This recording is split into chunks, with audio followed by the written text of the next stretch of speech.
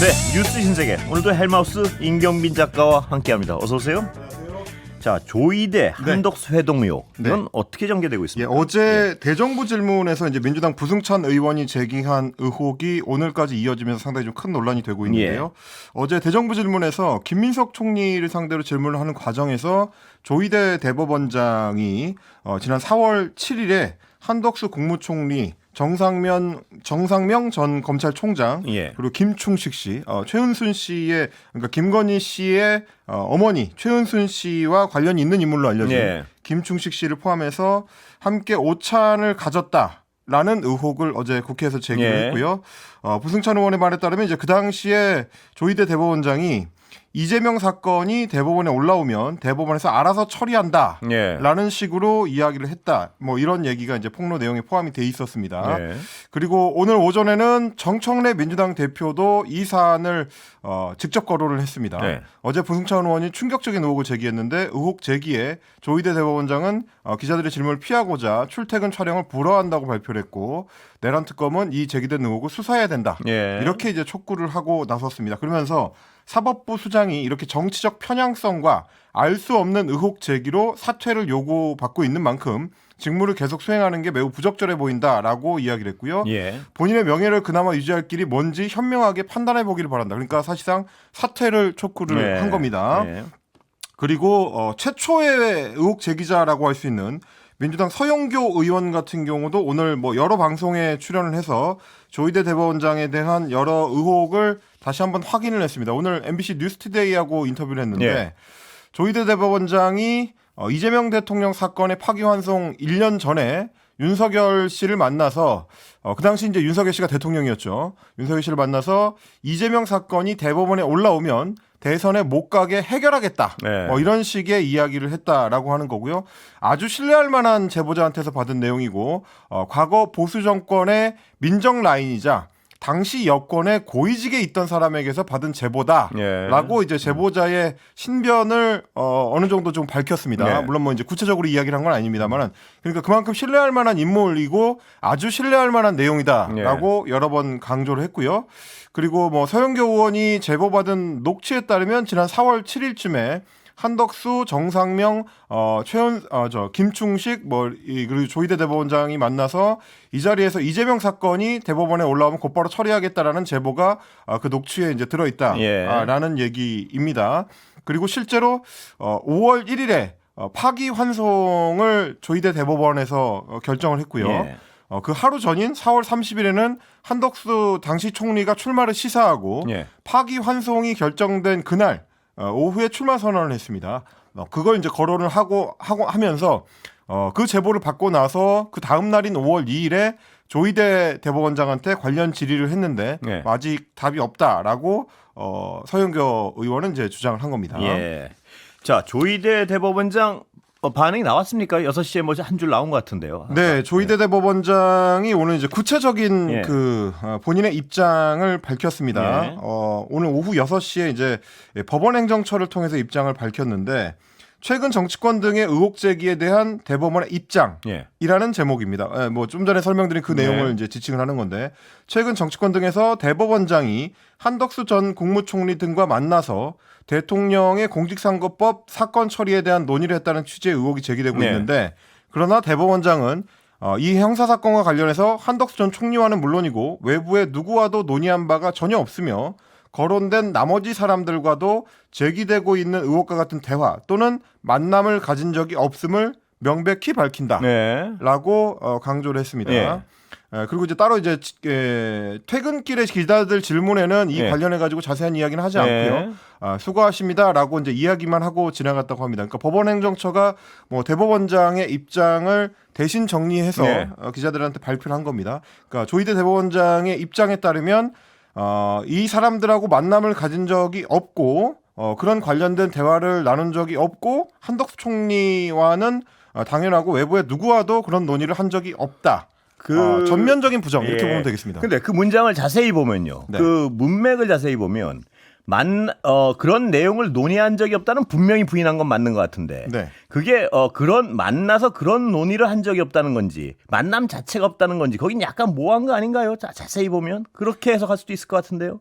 그건 한번 본인한테 본인한테 들어볼 필요가 있긴 한데 뭐 굳이 이제 분석을 해드리자면 거론된 나머지 사람들과도 제기되고 있는 의혹과 같은 대화를 가진 적이 없다. 이게 이제 1번이고요. 의혹에 대한 나머지 사람들과도 제기되고 있는 만남을 가진 적이 없다. 이 두 가지를 다 부정했습니다. 그러니까 만난 적도 없고 대화한 적도 없다. 이게 이제 대법원의 공식 입장이라고 해석을 해야 될 것 같습니다. 그러니까 뭐 어찌됐든지 간에 오늘까지 제기된 의혹에 대해서 대법원장의 입장은 전면 부정이고요. 한덕수 전 총리도 마찬가지입니다. 한덕수 전 총리도 오늘 오전에 변호인을 통해서 입장을 밝혔는데 헌재의 윤석열 전 대통령 탄핵 결정 이전과 이후를 막론하고, 그러니까 윤석열의 탄핵 여부와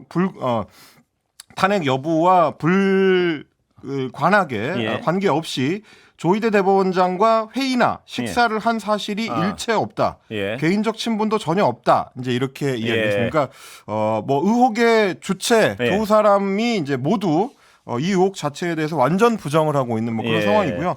뭐 다만 이제 민주당에서는 뭐 계속해서 이제 이 의혹 관련해 가지고 이어가려는 움직임인 것 같습니다. 문대림 민주당 대변인 같은 경우도 오늘 최고위원 회의가 끝나고 나서 제보를 받은 게 부의원 혼자가 아닌 걸로 알고 있다라고 하면서 구체적인 내용에 대해서는 좀 밝히기가 곤란하고 불법 계엄에 대해서 아무런 입장 표명이 없었고 서울 서부지법 침탈에 대해서도 어떤 의견 표명이 없었고 지기현 판사의 윤석열 석방에 대해서도 사법적 상식을 뛰어넘는 여러 가지 일들에 대해서 입장 표명이 없었던 조 대법원장의 모습은 규탄받아 마땅하다. 그러니까 이제 뭐 두 가지 사안을 다 비판을 한 셈입니다. 만약에 문제가 있었다면 그거에 대해서도 이제 비판을 하는 거고요. 그리고 계엄 이후에 조희대 대법원장의 어떤 행태에 대해서도 지적을 하고 있습니다.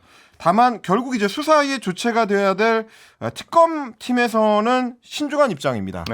조은서 특검팀, 이제 내란 특검팀이 이 사안을 만약에 이제 넘겨받게 된다면 수사를 해야 될 텐데 고발은 이미 이루어진 상태고요. 민주당 측의 수사 요구에 대해서 일단 수사 대상인지 확인해야 된다는 입장을 오늘 밝혔습니다.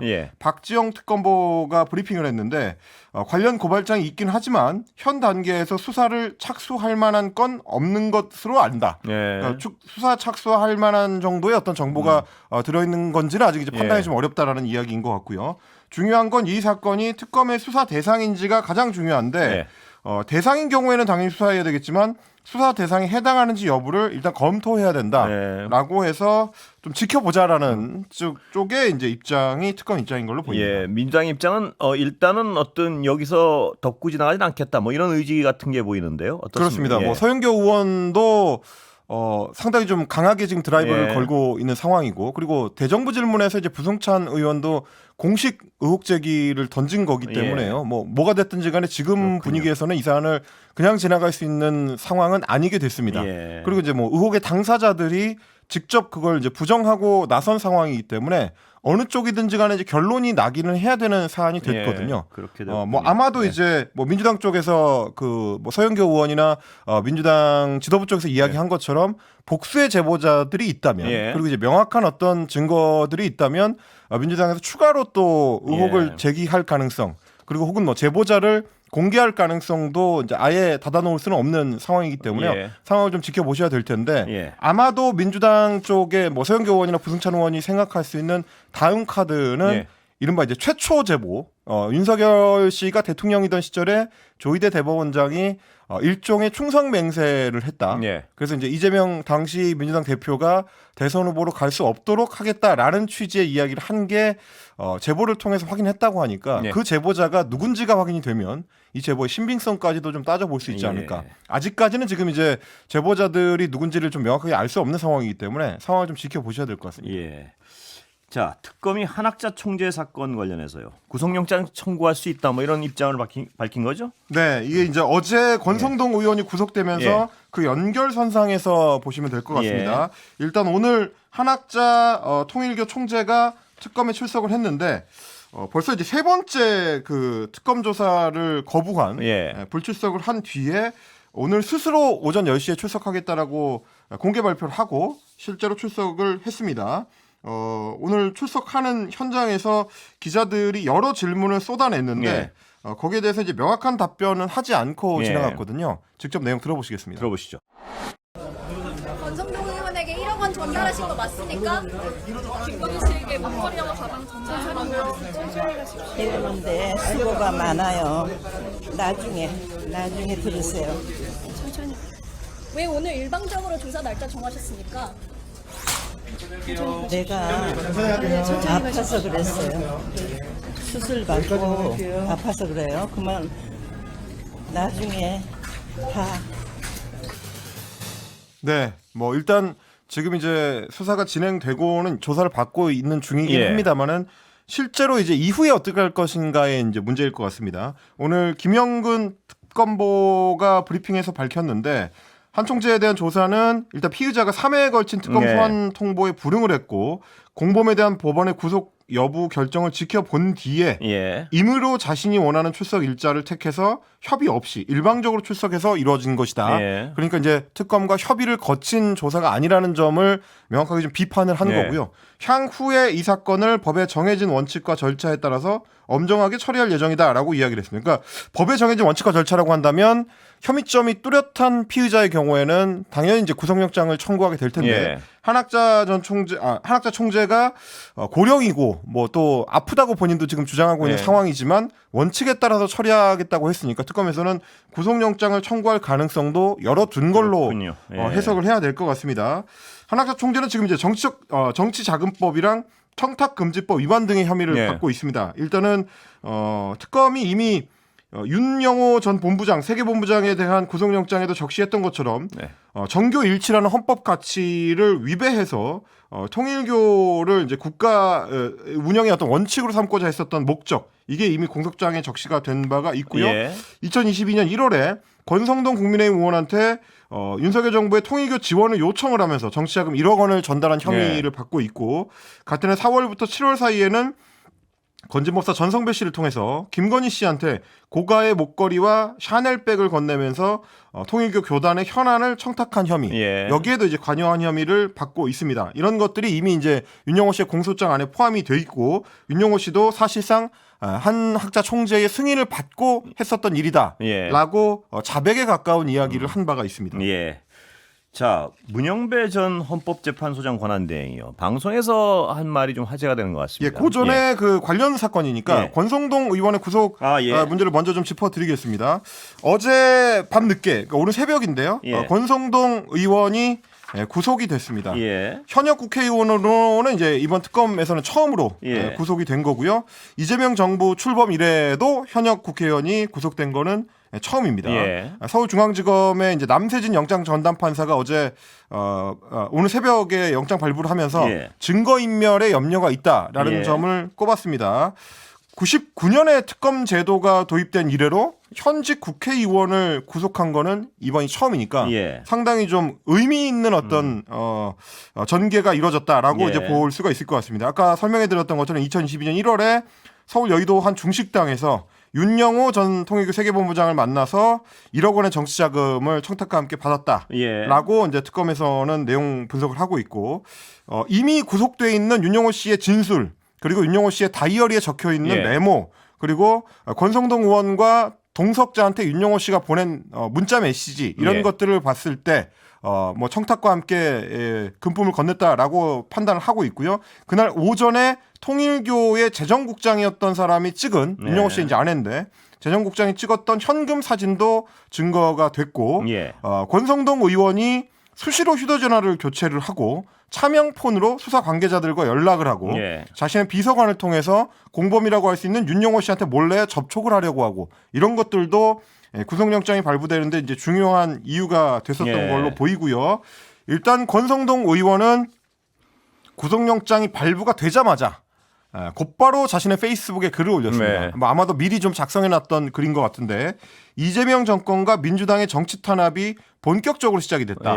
이번 구속은 그 첫 번째 신호탄이다라고 주장을 했습니다. 그러니까 자신이 지금 구속된 게 이재명 정부의 탄압 때문이다라고 주장을 했습니다만, 여러 번 저희가 강조드린 것처럼 이제 특검은 특검법에 따라서 운영되는 별도의 조직이고요.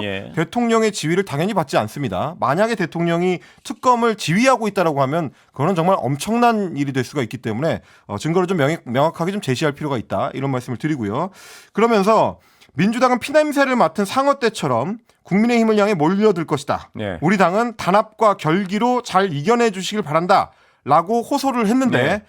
이게 이제 당이 잘 이겨내 주기를 바래서 한 이야기인지 혹은 내가 첫 번째고 네. 이 뒤에 당신들도 안전하지 않을 테니까 네. 나를 잘 보호해야 네. 된다라는 정치적 맥락이 깔려 있는 건지는 좀 해석이 필요할 것 같습니다. 야당에 대한 어떤 정치 자금, 대선 자금 수사로 연결될 가능성도 꽤 높아지는 것 같습니다. 지금 보니까. 왜냐하면 이제 이번에 구속 사유가 된 1억 원의 금품 수수는 사실상 이제 권성동 의원의 개인 비리에 좀 가깝게 치부가 되고 있거든요. 오히려 더 이제 중요한 혐의라고 추정이 되는 거는 한학자 총재를 2번 찾아가서 2번 절을 하고 쇼핑백을 받아왔다. 예. 그 쇼핑백 안에 현금이 가득했다라는 윤영호 전 본부장의 증언 내용이 더 중요해 보입니다. 말씀하신 것처럼 사실 이 정도 규모, 즉 뭐 추정하기로는 5억 원에서 한 10억 원 정도가 될 걸로 예상이 되는데 그 정도 규모의 현금을 받은 정치인이 그거를 다 자기가 가지기는 좀 쉽지 않고요.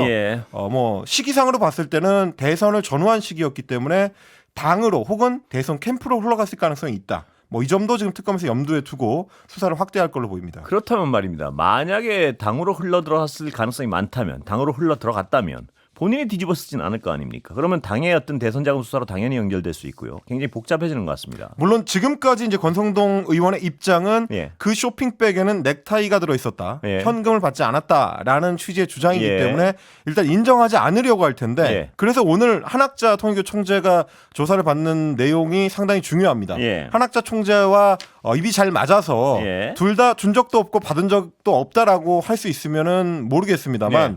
이미 윤영호 씨가 이제 기소가 돼 있는 상태이기 때문에 관련 증거 자료들을 한학자 총재한테 내밀었을 때 예. 끝까지 부정할 수 있을 것이냐. 그리고 그때 이제 말이 안 맞기 시작하면 권성동 의원도 이제 상당히 좀 곤란해질 수 있고요. 예. 그리고 이제 그때부터 문제가 될 때는 실제로 이 자금이 어디로 갔느냐. 뭐 이걸 따지는 단계로 넘어가지 않을까 싶긴 그리고 합니다. 저는 이건 약간 반개적인 건데 궁금한 게요. 영장이 떨어지고 권성동 의원이 꽤 긴 문장에 아까 말씀하셨지만 네. 게시글을 올리지 않았습니까? 네네. 과연 구속될 경우만 대비해서 써놨는지 양쪽을 다 써놨는지 그게 좀 궁금합니다. 뭐냐면 구속될 가능성이 본인도 높다고 생각하고 그 긴 문장을 써놨는지 아니면 뭐 당연히 그렇겠습니다만은 모든 정치인들이 낙선 사례와 당선 사례 두 가지 예. 메시지를 다 써놓긴 하거든요. 예. 뭐 이것도 이제 뭐 약간 다르긴 합니다만은 구속영장 발부 사례와 기각 사례를 둘 다 써놓고 왠지 기각사례는 안 써놨을 것 같았어요. 예. 메시지도 결국 이제 보좌진이 올렸을 가능성이 높아 보이긴 합니다. 그렇습니다.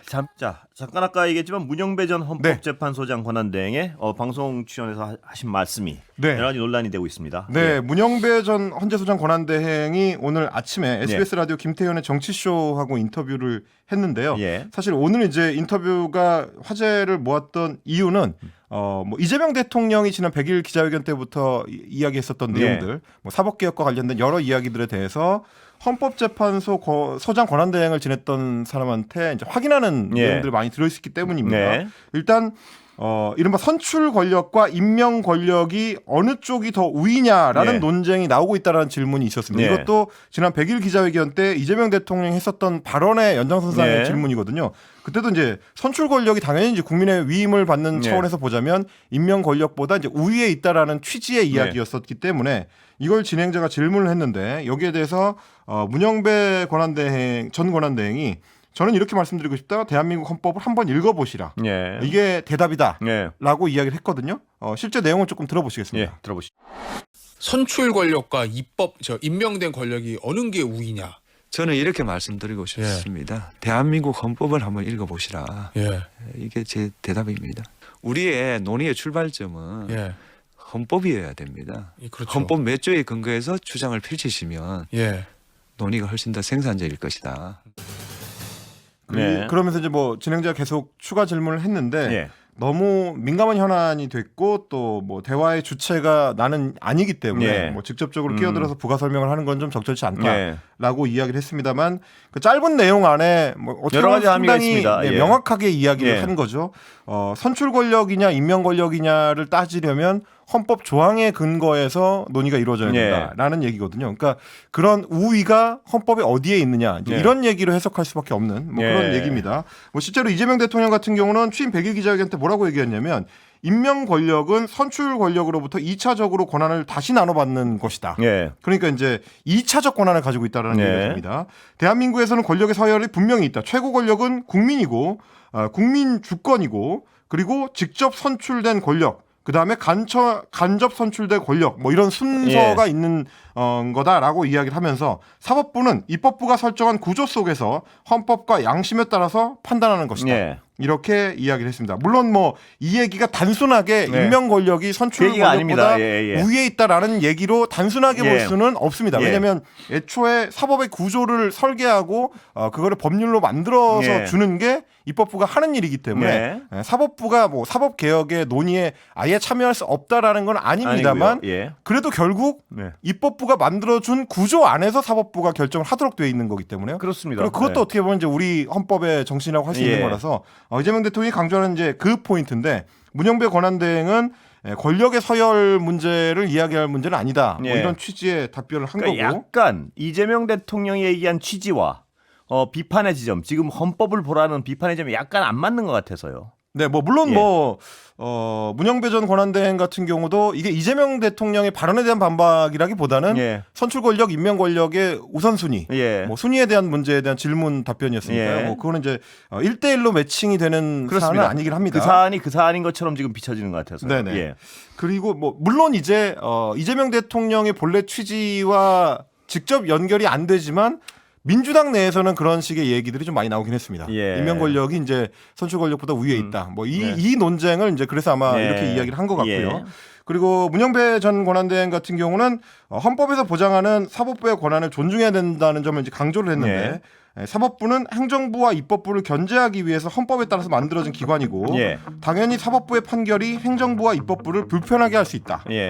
그렇지만 그 사법부의 권한은 헌법에서 주어진 권한이기 때문에 그 자체는 존중해야 된다라고 이야기를 했습니다. 여기까지 듣겠습니다. 임경민 작가 고생했습니다. 고맙습니다.